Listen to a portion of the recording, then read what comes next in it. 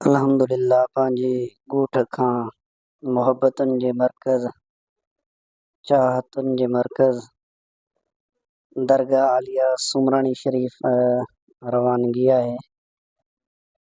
छो त हज़रत साईं मोहम्मद याकूब रहमतुल्लाह अलैह खां वठी असां रमज़ान शरीफ़ में तसलसल सां वेंदा आहियूं ऐं उते रहंदा आहियूं।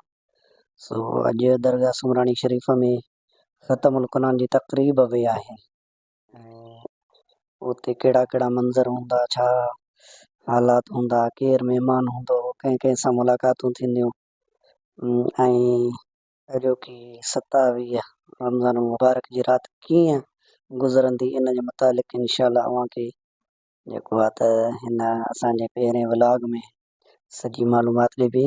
उमेद त तव्हांखे इहो व्लॉग ॾाढो पसंदि ईंदो।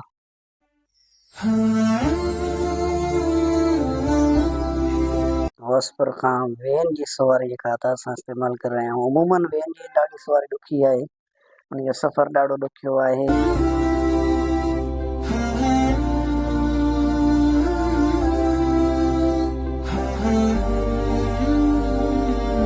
ही वेन जो सफ़र जेको ॾिसो था तव्हां, ही जेको आहे त रोड इंडस हाईवे जेको कॾहिं त वॾो जेको आहे त भरियल हूंदो हो, वॾी रश हूंदी हुई ऐं 3 सूबनि जी हिन रस्ते सां आमद रफ़्त थींदी, पर बदअमनी जे करे ऐं अमुन जो जेको पखी उॾामी वियो आहे उनजे करे हिते जेको आहे त अमुन मफ़क़ूद थी वियो आहे। हाणे शहर इहे रोड वीरान लॻा पिया आहिनि। करमपुर, होसपुर, फैज़ुलाड़ो, पब्लिक ट्रांसपोर्ट उनखे अलावा का बि गाॾी जेको आहे नथी हले। उहे रौनकूं ख़तमु थी वियूं आहिनि।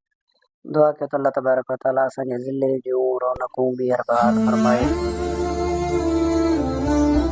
सिंदर की जो माया नाज़ खान बिरादर मुकर्रम जनाब हाकिम अली अबड़ो साहब उन सां मुलाक़ात थी चुकी है। वॾी मालिक जी महिरबानी थी वई, वॾा एहसान अलाह तूं नफ़िल तरावियूं हिकु बि अलाह जी महिरबानी लाइ कदा न थी आहे। माना रमज़ान तव्हांजो ॾाढो बहितरीनु गुज़रियो। तमामु बहितरीनु वॾा अलाह जा एहसान अल्हम्दुलिल्लाह। ऐं तव्हां जहिड़ा जेके असांजा ॿाहिरि असांजे लाइ हमेशह दुआऊं कंदा आहिनि, अलाह साईं पंहिंजी बसि महिरबानीअ सां असांखे हलाए थो, बाक़ी हाल कोन्हे थी। अच्छा, राति जो सफ़र खां इजतनाब कयो।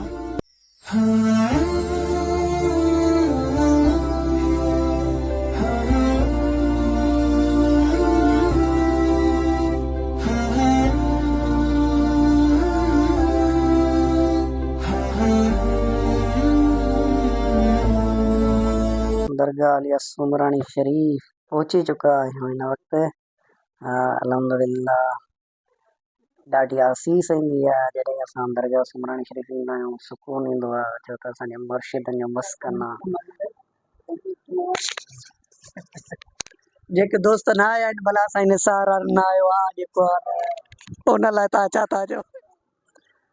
हे साईं असांजो वेठा मुर्शिद करीम साईं महमूद असद साहब।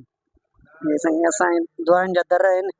अल्लाह साईं हिन वेड़े खे ता क़यामत शादो आबाद रखे।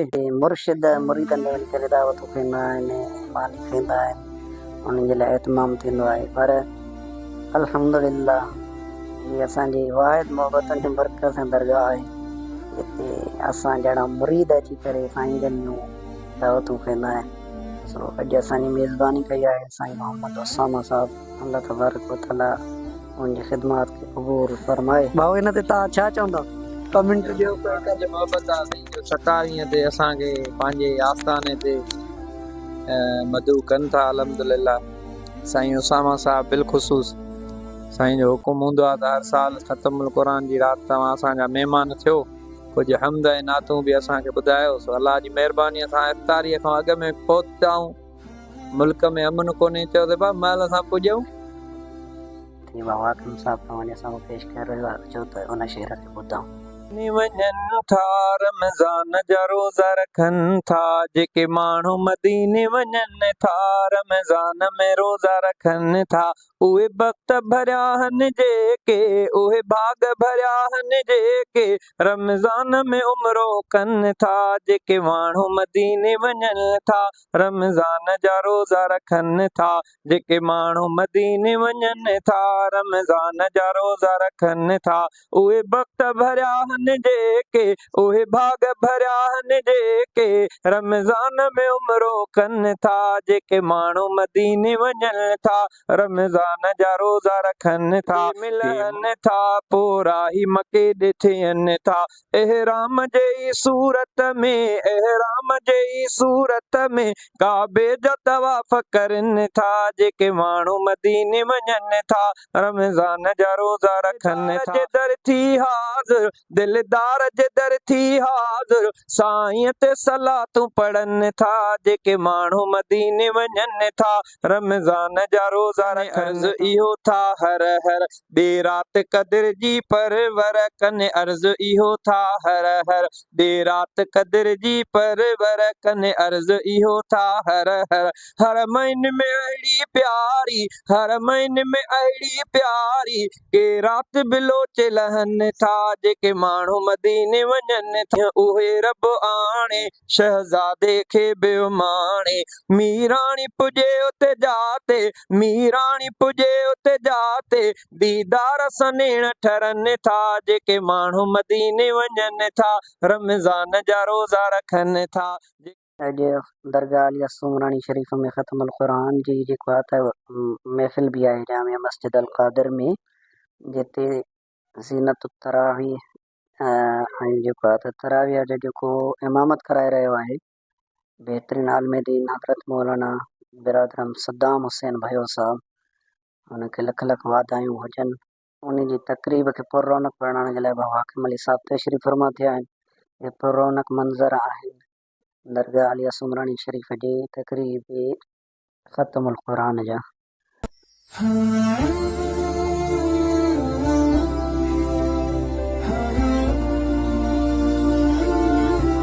साईं मोहम्मद याकूब रहमतुल्लाह अलैह जी यादि में हिकिड़ो शेर आहे सो साईं अब्दुल्ला साहब जी हुकूमत जी बाबा हाकिम साहब तव्हांजे साम्हूं पेश करे रहियो आहे अचो त उन शेर खे ॿुधूं जा रोशनी थी सा उझामी वई हली सिंध मां विछेड़ी वियो हिन दौर जो कामिल वली सुमराणी ॻोठ में दरगाह जंहिंजी आ भली ज़िक्र रब जे साण जंहिंजी दिलि सदा ज़िंदा रही ज़िक्र रब जे साण जंहिंजी दिलि सदा ज़िंदा रही रब मिठे जे नाम सां तस्कीन तंहिंखे हुई मिली वली जंहिं जमीयत सां समूरी ज़िंदगी कई हुई वफ़ा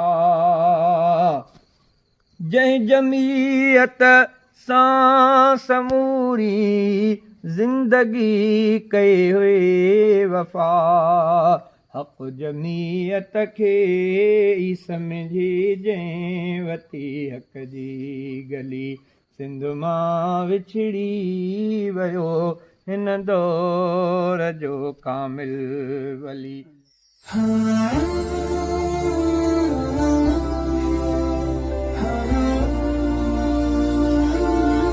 साहिबज़ादनि जी मोहबत असां सां ईअं आहे जीअं ॿिनि भाउरनि जी पाण में हूंदी आहे हमा वक़्तु असां सां बेतकल्लुफ़ हूंदा आहिनि हिकिड़ो फ्री माहौल हूंदो आहे दोस्ताना माहौल हूंदा आहे